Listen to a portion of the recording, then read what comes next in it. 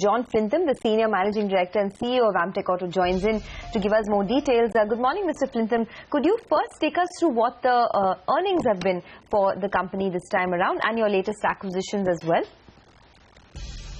If you look at our earnings for the quarter, it's been a very satisfying quarter with close to sort of 4,000 crores of revenues, holding the EBITDA at around about between 21.5–22% at over 850 crores, and the PAT was around about 180–190 PAT. And in terms of our yearly figures year on year, this is a tremendous performance. Growth revenues are about 86%. EBITDA increase is something in the region of about 74%. And the PAT is 87% up on a year-on-year basis. Our revenues are split between 60% in India and 40% outside of India. And our margins overseas are running at around about 10–11%. Our acquisitions have contributed significantly. As you're probably aware from the last interview, New Amtek, when we purchased it, was doing an EBITDA of about 6.5%.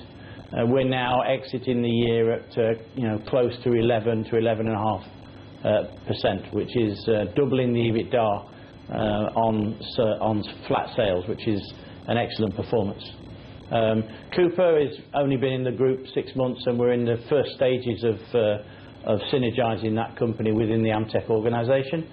So we're really expecting the Cooper results to come through this current financial year, which is a new financial year. Right. Tell us a little bit about the new companies that you have decided to acquire. The Amtek organisation have agreed to purchase 3 businesses in the auto sector, 2 in Germany and 1 in Southeast Asia. The total revenues for these businesses would be over 2,000 crores, and it's really exciting in the locations. The German businesses will obviously supplement and support our overseas operations, primarily in Germany, and we've become very strong in Germany now. And the one in Southeast Asia opens up a whole new market for us, so again, excellent news. These acquisitions are in very synergistic markets to ours, in the casting, forging and machining fields. So I can't give you many more information on that due to confidentiality. We're due to close these businesses by about the end of the first quarter of this new financial year. Mr. Flintham, how much did you pay for the acquisitions, and how did you get the cash? Yes, as I said to you, I can't release any more financial information due to confidentiality, as we're in the middle of closing these deals. So unfortunately, you'll have to wait a little bit, and I'll come and tell you those details when we close the businesses. But to get back to your revenue question, if you annualise the Cooper result, the Cooper for the 12 months, plus these new 3 acquisitions, that takes the group to an annualised figure of around about 18,500 crores. And if you add a modest market growth of, let's say, 10%, that's going to take us close to 20,000 crores in this coming year, which is very much in line with our forecast of hitting within 2 years.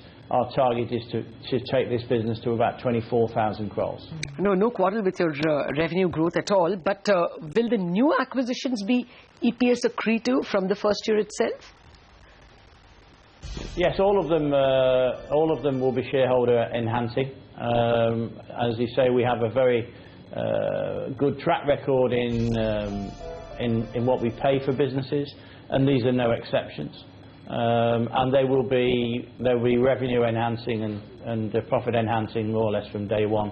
So I would expect to start seeing some of the benefits of this come through in quarter 2 of this financial year, the new financial year. Okay.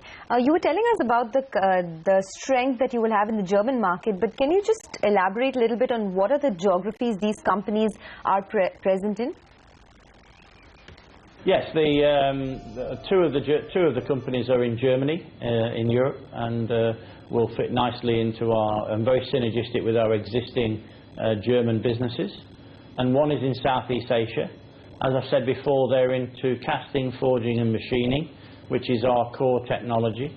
And they open up, particularly the Southeast Asia part, will open up quite a good non-auto market for us in that region.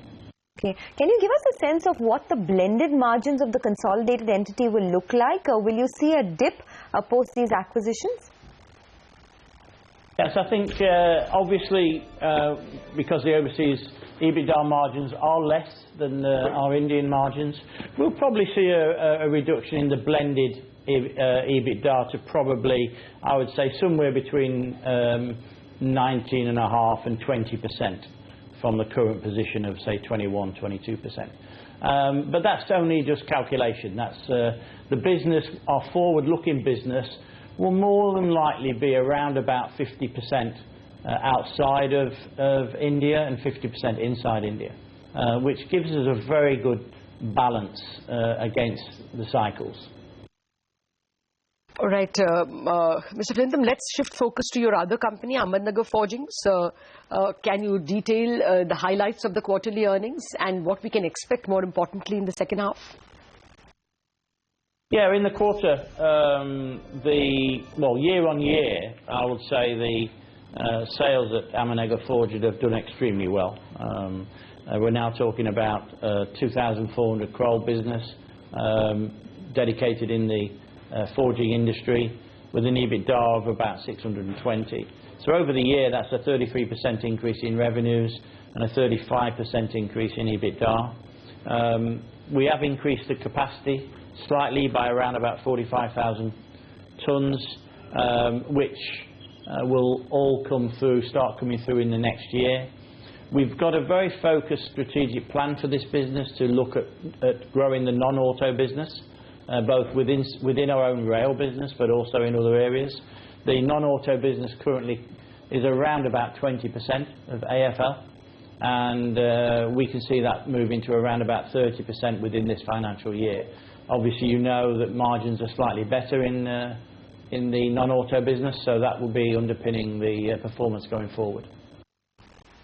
All right, that's interesting. So 2,400 crores in terms of total revenues for Ahmednagar Forging for the year. So just tell us a little bit about how you've managed to fund these acquisitions and what does your debt level stand at currently? As I said to you, I can't release any financial details due to confidentiality. I will be giving you the details as soon as I can when we close the deals. All right, Mr. Flintham, we'll leave it at that, and we will look forward eagerly to the details of your new acquisitions as well.